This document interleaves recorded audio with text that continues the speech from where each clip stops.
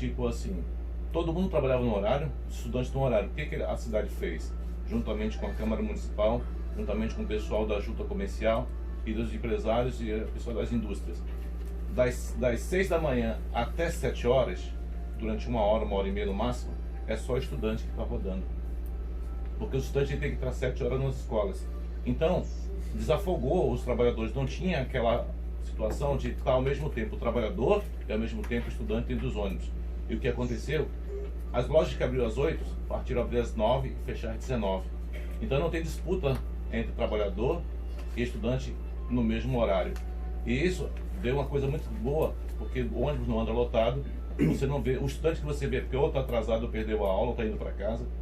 Mas isso é uma coisa que aqui em Manaus também podíamos ter essa ideia de a gente, mas é uma coisa muito difícil, porque vai mexer com milhões e milhões de gente e eles não querem mexer com isso. Mas se mexesse, melhoraria. É uma ideia que a gente poderia tirar dos outros estados e colocar em Manaus. Caxias, hoje tem quantos mil habitantes, Caxias? Caxias deve ter em torno de uns 250 no máximo. 250, é praticamente a mesma população de Balneário Camboriú que eu visitei.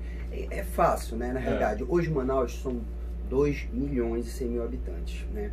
É muito complicado. O que seria interessante, o que eu vejo que poderia, se você me permitir, né, rapidinho tomar o horário dele aqui, seria interessante diminuir o horário. De 4 da manhã, começa a rodar o primeiro ônibus. De fato, na hora que o povo começa a pegar o primeiro, 5 horas da manhã, Silas, né? 4 a 5 horas da manhã em ponto, sai o primeiro ônibus dos terminais aqui na cidade de Manaus.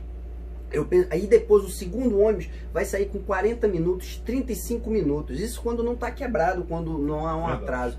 Aí não tem como. O que eu penso é o seguinte, não só eu penso, como eu já conversei com um especialista dessa área, que diminuísse um pouco mais, até porque esse horário de 5 da matina até umas 7h30, 8 horas, não tem tanto, o fluxo é um pouco menor. Então você conseguiria colocar em torno de pelo menos 20 minutos de intervalo de um ônibus para o outro. Você conseguiria evitar aquela cena vergonhosa de pai de família com criança no colo, senhoras sendo ali disputando, se degladiando para entrar num coletivo. Isso é vergonhoso para um país como o nosso. Então eu acredito muito que se diminuísse o tempo, poderia sim, aí já começava a levar uma quantidade de pessoas menor e as pessoas iriam, não vou dizer que iria totalmente o ônibus vazio, que isso daí é impossível pelo horário, né? Mas eu acho que já daria um pouco mais de conforto para o usuário, né? Eu acredito, e aí fica aqui essa dica para que os nossos representantes possam fazer alguma coisa sobre essa situação. Agora, claro, das 5 da manhã até as 7h30, até as 8 horas, depois voltaria o normal de 30 minutos de espera, ou 40 minutos, às vezes até uma hora de espera, senhores. Isso daí está comprovado que tem usuário que espera mais de 1 hora depois disso aí, tá bom? Então é isso aí, ficaria... Tá certo, então obrigado pela atenção de vocês, eu também pela participação aqui, o Sebastião Ribeiro só fala. Obrigado. E a gente tem sempre aqui, como diz, né, a rádio, várias comunidades, a filosofia é formar, informar os cidadãos. Gente, uma boa tarde aí, e bom trabalho para vocês aí. Obrigado, Sebastião. E voltando no tema, o seu Sebastião falou aí o seu comentário muito aplausível, Júlio Nunes também. Agora, o que me deixa... Júlio, que me deixa assim bastante entristecido, que eu no passado, vou ser bem sincero na minha colocação, meu pai deve estar ouvindo, no passado meu pai ficou desempregado uma carinha, vamos dizer assim, né? Um bom tempo, né? Então eu tinha na época uns 10 anos de idade, eu me senti na necessidade de ajudar meu pai, né? E honro muito isso e comento com qualquer um. Eu passei assim, eu acho que uns 2, 3 anos até meu pai se empregar, a vender bombom dentro do ônibus. Não me fez mal algum, né? Mas ia para a escola.